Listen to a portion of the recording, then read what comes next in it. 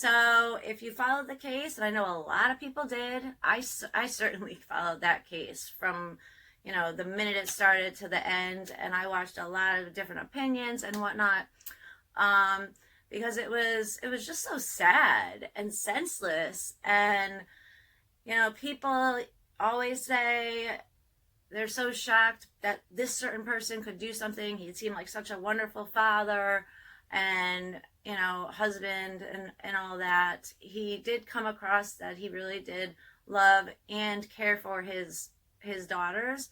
I personally think that once you looked into everything, it seemed to me like he probably wasn't happy with that life. It seemed like he was living someone else's life and he was kind of just stuck in it. And I'm not to say it's not his fault. I think he is an absolute cold-hearted psychopath.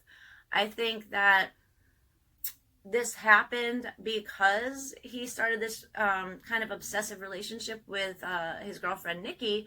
But I think that being that he was kind of living almost someone else's life, I think that something would have eventually happened anyway.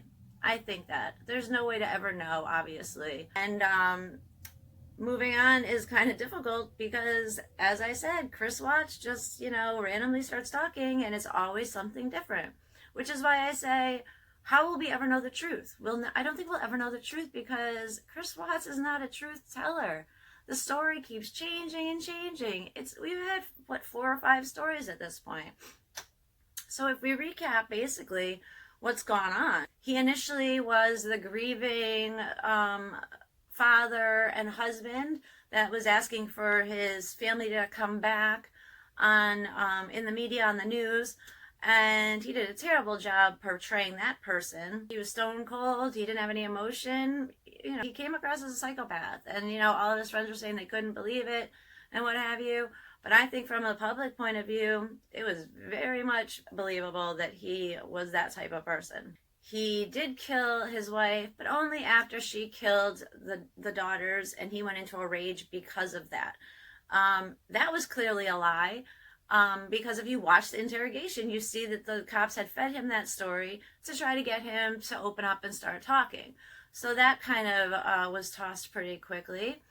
And then it ended up being basically that he did end up killing his wife. She came home. They started arguing about her thoughts on him potentially cheating, and she threatened divorce and taking the kids, and he was never going to see his kids again. And because of that, he snapped and he ended up killing her. And then he ended up also killing the daughters. I'm not even sure if I recall the reason behind the first story of why he killed his daughters. It was just a kind of a rage situation, and it just happened. If I remember correctly, I'll have to go back and check that out. Don't hate me for not remembering exactly what happened there. He goes to jail, and all of a sudden the investigators are going in to talk to him again. Very weird situation. I don't think that happens all that often. So they went in to talk to him, and again, we get another story. We get the story that he did kill his wife because she had made him so angry, and this and that, and then he smothered his daughters, and, we know that he had put them into the oil tanks, which was clearly the most disturbing part of this. And so now we come to present day. He is now saying that he had planned the murder. It was not a kind of sudden rage attack.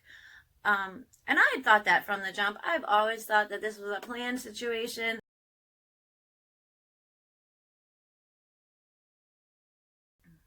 I have always thought that Chris Watts and Nichol Kessinger had planned these murders. I think that they became intertwined in this obsessive relationship where, they're in the middle. They're kind of in a honeymoon phase. It's exciting. They're going behind people's backs. They're doing, everything he wants to do. Now he's got this girlfriend that is the opposite of his wife. She's doing everything he wants to do, going places he wants to go, clearly doing stuff that he wants to do in the bedroom. and kind of just trying to draw him in by being kind of his perfect woman. So she came across to me as that chameleon type person that would behave the way she would expect that you would want her to behave to try to reel you in.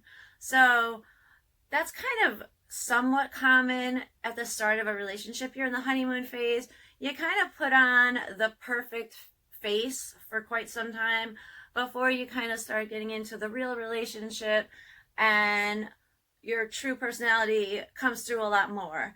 And, you know, so the beginning of a relationship, it's so exciting and it's so fun. And that's where they left it. I mean, that was their entire relationship, was always that exciting, awesome, fun part, you know? They never got to the point where it was just your basic, regular, mundane, everyday relationship. They didn't have that. So I think they got obsessive with each other and just wanted it to be like that all the time. And I think from, you know, even before her, I think that Chris was living a lie. I don't think he was the person that he was portraying throughout his life. I don't think that he enjoyed his life.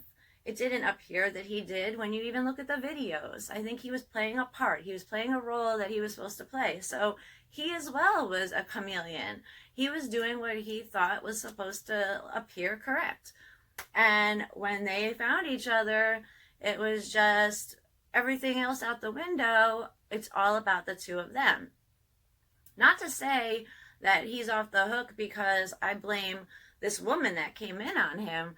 I think that if Nikki had never shown up, I don't think this would have happened right away. But I do think that because he was kind of living a lie, and I do think he's a psychopath. I think he has no emotion. I think he has no empathy. And I think that eventually, I think something would have happened. I think he was reaching his breaking point, and I think something would have happened. So I don't put it on her. I do think that her coming into their life at that point is why it happened at that point, and why it happened so horribly. But nonetheless, so I have always thought that Nikki was involved. I think that she was in that video in that early morning with the garage from the neighbor's camera. I think I clearly see her. I clearly see her ponytail. I clearly see her jeans and her skinny legs. And I absolutely see the little white shoes that she even wore in the police station. I see her. And if you see her there, at that point in time, you know she knows that the wife has been killed. And likely she's there for when the children are killed, possibly even when the wife was killed. And if you consider the fact that Chris says that he was surprised to see that the kids were still alive, maybe he's not the one who suffocated them. Maybe he was so surprised to see them because it was Nikki that was supposedly smothering the children while he killed the wife. Who knows? Otherwise, he says that Bella was fighting back. So if they're in the car, both kids are in the back seat, and we have Bella fighting and, you know, yelling and trying to stay alive, then maybe the two of them were working together to try to, you know, take care of the situation. So I absolutely have no question in my mind that Nichol Kessinger was involved in the murder of the Chris Watts' family. No question in my mind. So then why would he not have at this point given her name up and said that she was involved? Well, he's already said that he still feels that he's in love with this person. And like I said earlier on in this video, they had this obsessive relationship with each other, and that's where it ended.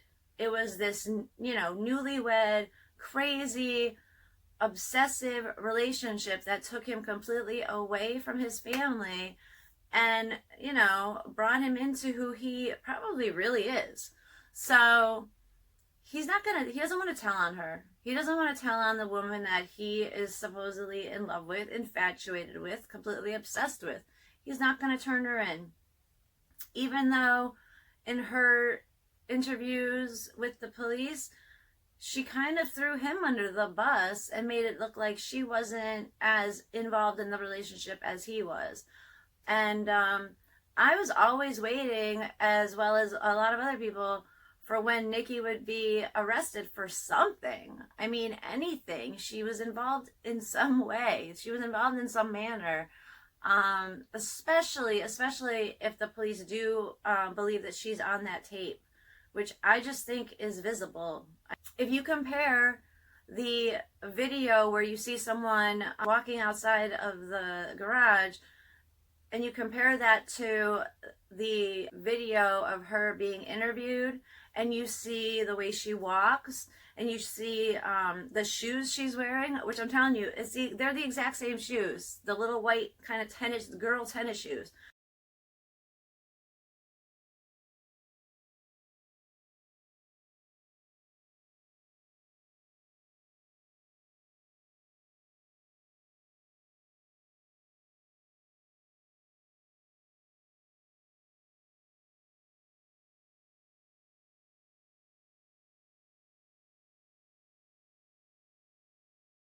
I know people said, well, it's not her, it's just that Chris changed clothes between, one time and another when he was coming in and out of the garage. He can change clothes all he wants. I don't see him wearing little white girls' tennis shoes. I don't see his feet shrinking. I don't see his legs shrinking. I don't see him suddenly wearing tight jeans. And I don't believe that his walk is going to suddenly change. Their movements were different. I just clearly see her. And not to, beat a dead horse and keep going with the same thing that was talked about a long time ago. And, there was a lot of reaction and a lot of arguments about whether she's there, whether she's not there.